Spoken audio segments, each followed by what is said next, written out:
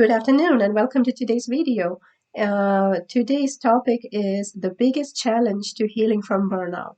So, are you burned out, or are you aware that you are on your way to burnout if nothing changes in the status quo?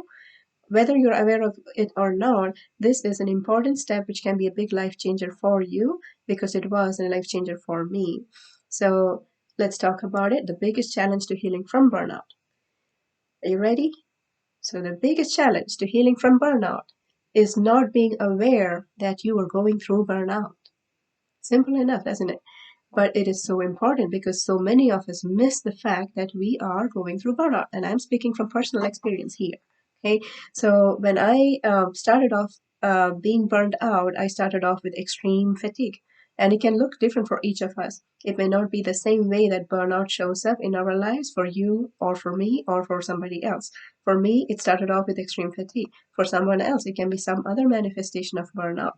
So it's important to know that we are getting burned out to be able to do something about it, right? So that's what this video is about, to let you know that the most important life-changing step in healing from burnout is being aware that we are going through burnout.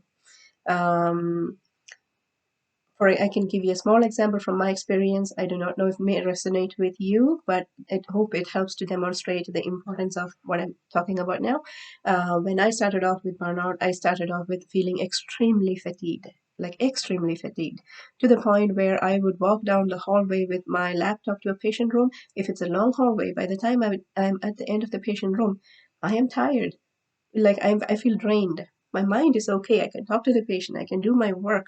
Like I can do the emotional and the intellectual aspects of my work, but I felt physically very drained just with that walk, maybe like 30 feet down the hallway.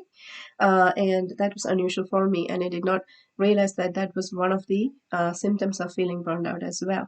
And of course, I did have a lot of psychosocial stressors, not to mention factors at work which could lead to burnout as well, right? So we all know that we may have, depending on what your specialty is, we may have a heavy workload, or we may be stressed out from the acuity of the patients that we see. We may be stressed out, or it may not exactly be stressed out, but it is like taxed. We may be taxed by the acuity without realizing it. So it's a physiological stressor on us without realizing it. The acuity of the patients, the schedule, whether you work nights, or whether you work long shifts, whether you have long calls, all those factor into our being physiologically stressed out without knowing it, which ultimately is linked to other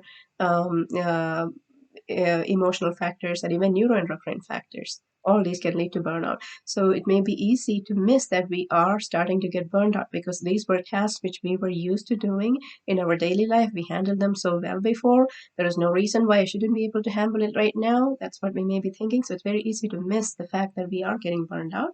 And I would I would encourage you to stop for a moment to check and see if there's a chance that you could be getting burned out.